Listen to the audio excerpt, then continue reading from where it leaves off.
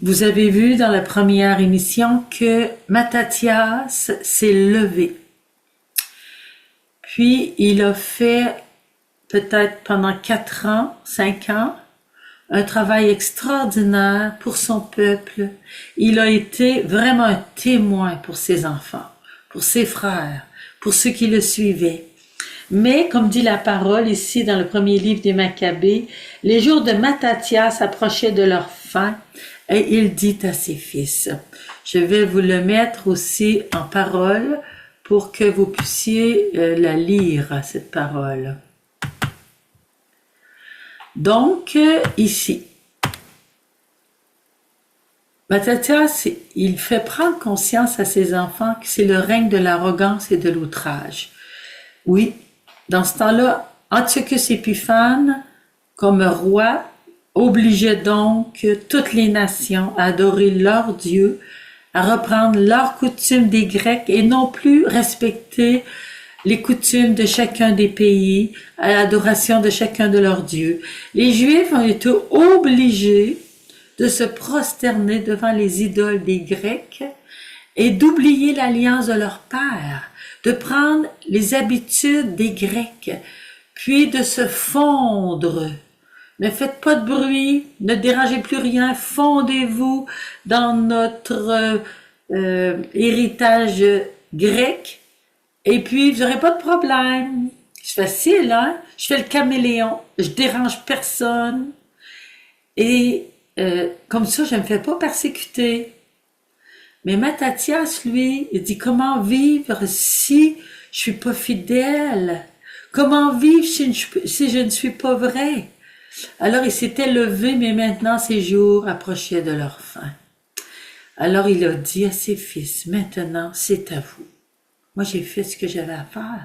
C'est à vous maintenant d'avoir le zèle de la loi. Vous savez que la loi des Juifs était d'une très grande sagesse. Elle gardait les personnes dans la vérité, la fidélité, l'adoration du vrai Dieu. Elle permettait une communion dans le peuple. Et ensuite, Mattathias s'est dit, maintenant c'est à votre tour de donner votre vie. Moi j'ai donné ma vie, maintenant mes jours sont comptés. C'est à votre tour de donner votre vie. Comment elle va se passer notre vie, on ne sait pas. Mais donnez-la pour l'alliance de vos pères, de nos pères. Parce que Abraham a fait alliance avec Dieu et tous les autres qui ont suivi. Puis là, on est à 160 ans à peu près avant la venue de Jésus. Et il est très important que le peuple tienne jusqu'à la venue de Jésus. C'est eux autres qui gardent l'alliance, qui gardent la parole, la vérité, jusqu'arrive Jésus. C'est extrêmement important. Si le peuple juif disparaissait, fondu dans les couleurs des Grecs, quand Jésus arriverait, avec qui arriverait-il? Il n'y aurait plus de foi, plus de loi. Il ne pouvait pas venir. Donc, il fallait qu'il y ait une fidélité. C'est la grande responsabilité des humains. Être responsable de ce que le Seigneur nous donne de faire dans le contrat. Parce qu'une alliance, c'est un contrat. Dieu dit, moi, je vous fais cette promesse. Vous tenez votre promesse.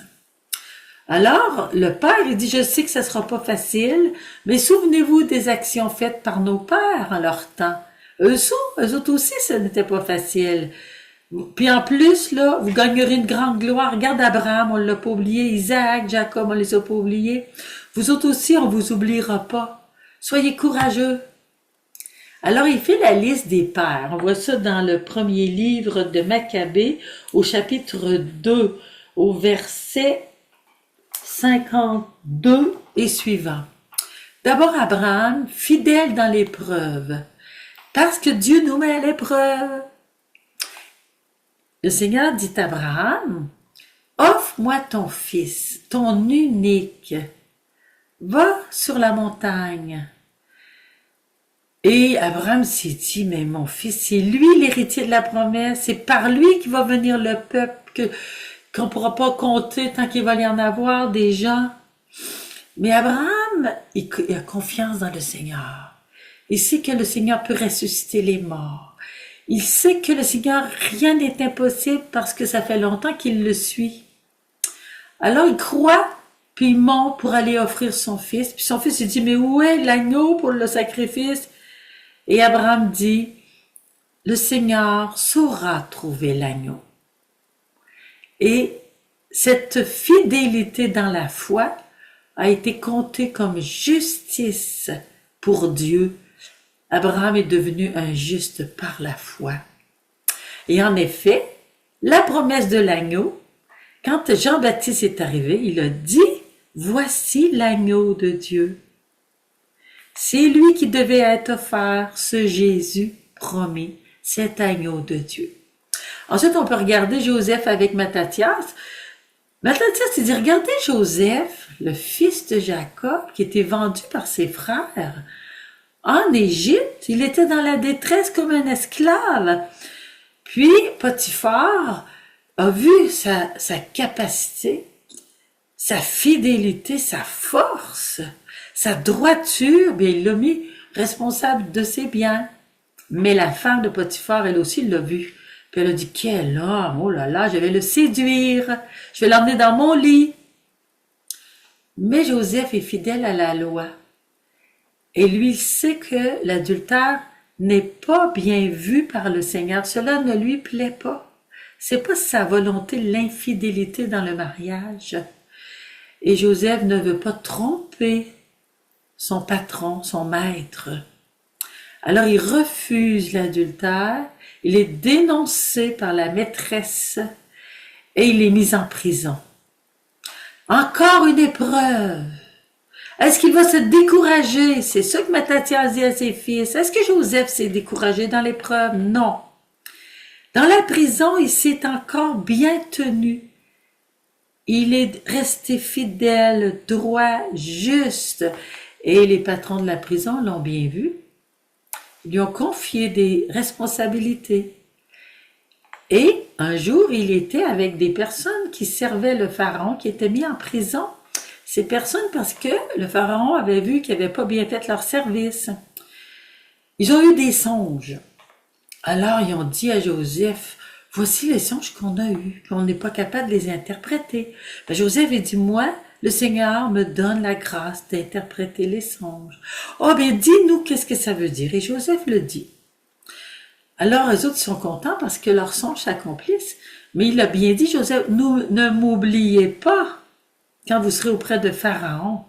Mais eux, ils ont oublié. On oublie nos amis quand on est bien. Ça, c'est triste. Parce que nos amis, on ne devrait jamais les oublier, même quand on est bien.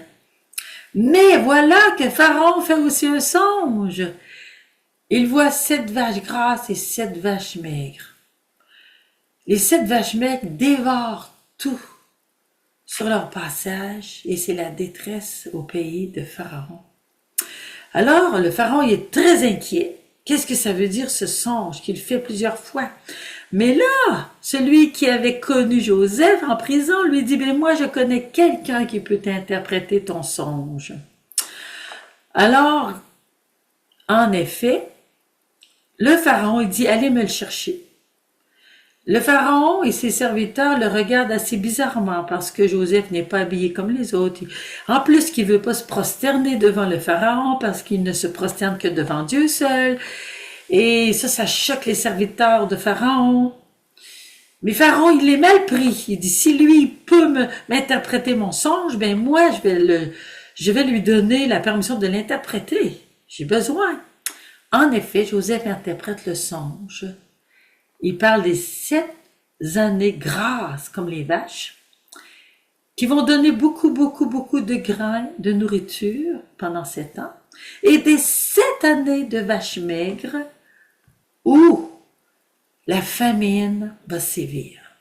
Et tout le bien qui a été ramassé, bien, va être dévoré par les 7 années de famine. Alors Pharaon, il dit, c'est extraordinaire. Cet homme, je le mets deuxième dans mon royaume, Seigneur de l'Égypte. Alors voyez-vous, qu'est-ce que le Seigneur a fait? Il a donné un nom éternel, un renom.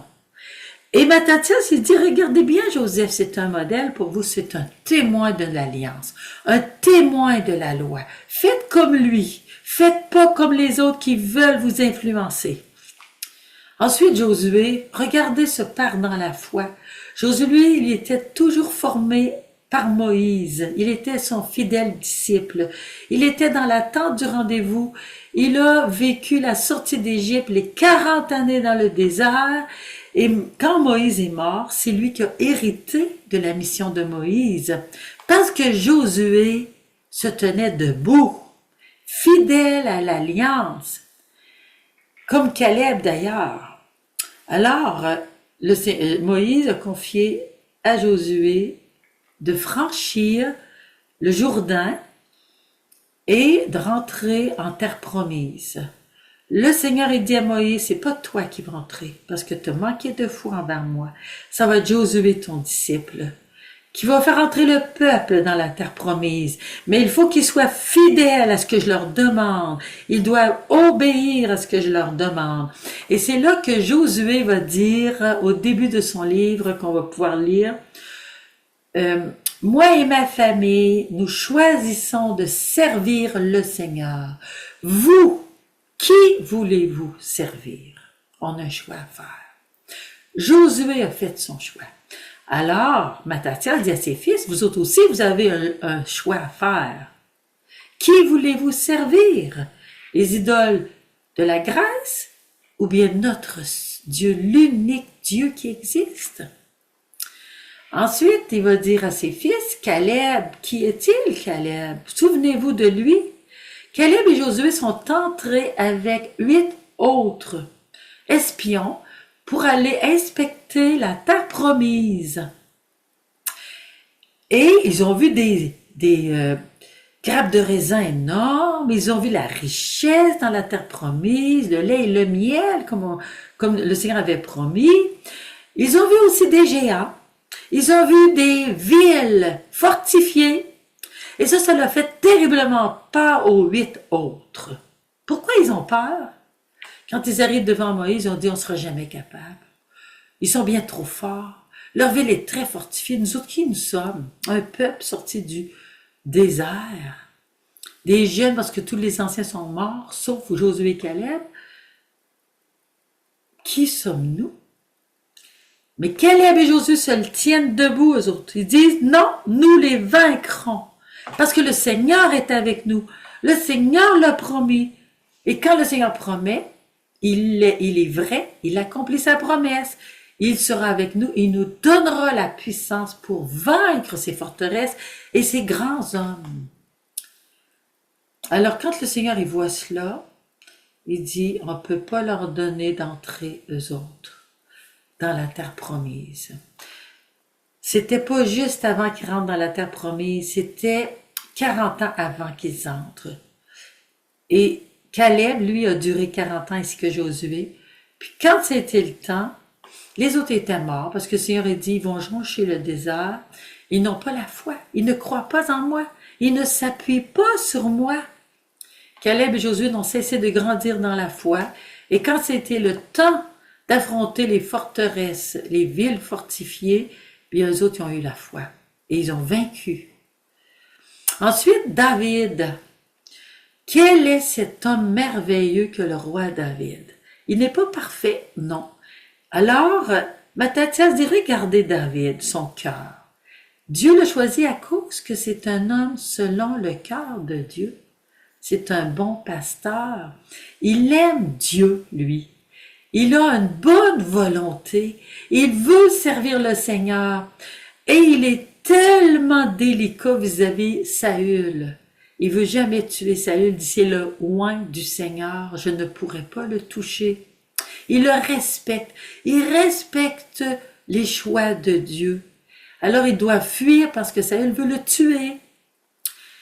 Et à un moment donné, parce que Saül est infidèle et désobéissant à Dieu, il va mourir dans la guerre et c'est David qui va devenir roi. Et les 10 tribus d'Israël vont venir lui demander d'être roi de toutes les tribus parce que il voit bien que Dieu est avec lui. Il gagne toutes les guerres. Il a conquis toute la Judée, et puis il s'est installé à Jérusalem. Alors donc, les autres tribus vont venir lui demander d'être le roi de toutes les tribus. Il va réunifier les tribus d'Israël. Et le Seigneur, David voulait construire un temple pour le Seigneur. Parce qu'il dit, moi j'habite un palais, ça n'a pas de bon sens que mon Dieu habite une tente. Mais le Seigneur a dit, non, tu as tué trop de monde, tu as répandu trop le sang. Ce sera ton fils qui va construire le temple, qui va m'être dédié. Alors David va passer le reste de sa vie à ramasser tout ce qu'il faut comme bois, comme richesse, pour que le temple du Seigneur soit construit par son fils. Alors il a été fidèle et le Seigneur lui a promis un trône royal qui durerait pour les siècles. Et c'est qui? C'est Jésus, le roi des rois. C'est lui dont le trône va durer pour les siècles des siècles. Ensuite, Matthias s'est dit, regardez Élie. Élie se croyait le seul prophète pendant que Jézabel avait emmené l'idole Baal dans les tribus d'Israël. Elle avait emmené des prophètes de Baal. Elle avait fait détruire et tuer des prophètes du Seigneur, détruire des lieux du Seigneur. Et le peuple adorait Baal.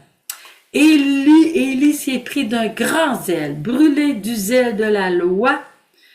Et le Seigneur l'a envoyé affronter Jézabel, affronter Akab, et puis aussi les 400 prophètes de Baal. Et devant tout le peuple, il dit, vous allez voir qui est notre Dieu. Il dit au prophète, offrez votre holocauste, demandez au feu du ciel de tomber sur vos holocaustes, et on saura que vous avez le vrai Dieu. Et les prophètes ont passé la journée à crier, à se taillader, à demander le feu du ciel, rien n'est arrivé. Élie a mis son holocauste, il l'a arrosé d'eau, et puis il a crié vers le Seigneur que le feu du ciel descende, et le feu est descendu. Et tout le peuple a vu que le vrai Dieu, c'était le Dieu d'Élie, qui est le Dieu d'Abraham, d'Isaac, de Jacob. Voilà, il a affronté, il s'est tenu debout, menacé de mort par Jézabel.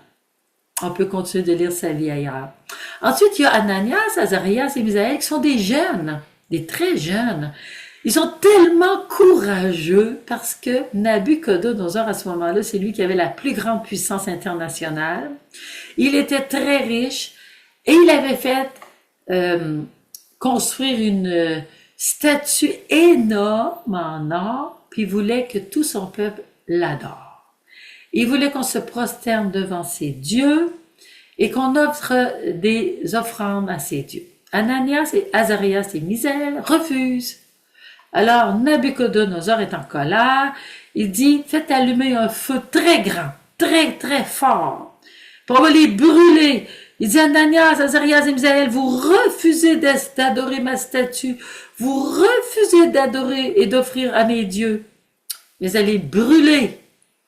Alors ils les ont jetés dans le feu. Mais Nabuchodonosor qui regardait, qu'est-ce qu'il a vu?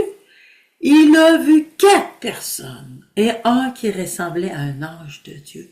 Et le feu ne les touchait pas. Mais il dit, leur Dieu les a écoutés. Leur Dieu les a protégés.